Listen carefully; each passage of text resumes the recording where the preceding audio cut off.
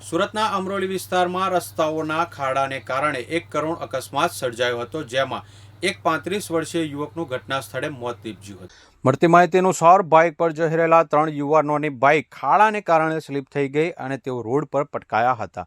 તે સમયે પાછળથી પૂર ઝડપે આવતા એક કન્ટેનરના પૈડા યુવકના માથા પર ફરી વળતા તેનું કરુણ મોત થયું હતું, જ્યારે અન્ય 2 યુવકોને ઈજાઓને પગલે સારવાર અર્થે ખસેડવામાં આવ્યા હતા.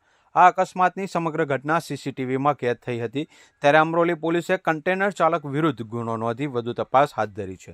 મળતી માહિતી મુજબ સુરતના એજણ વિસ્તારમાં 35 વર્ષીય શંભુનાથ બાલેશ્વર યાદવ પરિવાર સાથે રહેતો હતો અને લાદી સ્ટાઇલની મજૂરી કામ કરીને પરિવારનું ગુજરાન ચલાવતો હતો.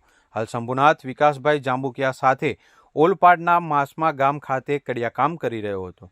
સવારે 9 વાગે કામ પર જતો અને સાંજે 6 વાગે પરત આવતો હતો. તે દરમિયાન ગતરોજ વિકાસ સાથે શંભુનાથ કામ કરવા માટે ગયો હતો. સાંજના સમયે વિકાસ પોતાની બાઇક પર શંભુનાથ અને અન્ય એક વ્યક્તિ સોનુ નામના યુવકને લઈને પરત ફરી રહ્યો હતો.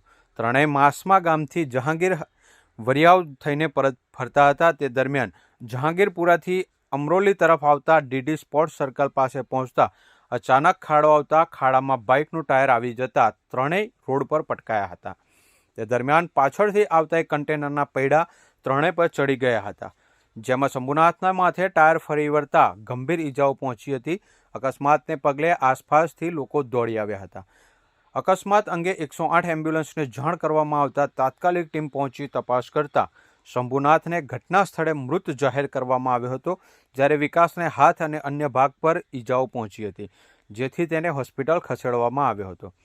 હોસ્પિટલમાં વિકાસને હાથને ભાગે ફ્રેક્ચર થયું હોવાનું સામે આવ્યું હતું, જ્યારે અન્ય એક સોનુ નામના યુવકને કોણીના ભાગે ઈજા થઈ હતી. ઘટના અંગેની જાણ થતાં પોલીસ પણ ઘટના સ્થળે દોડી ગઈ હતી. હાલ તો આ મામલે વિકાસ દ્વારા કન્ટેનરના ડ્રાઈવર બેચેન પાછુ યાદવ સામે અકસ્માતની ફરિયાદ નોંધાવવામાં આવી છે.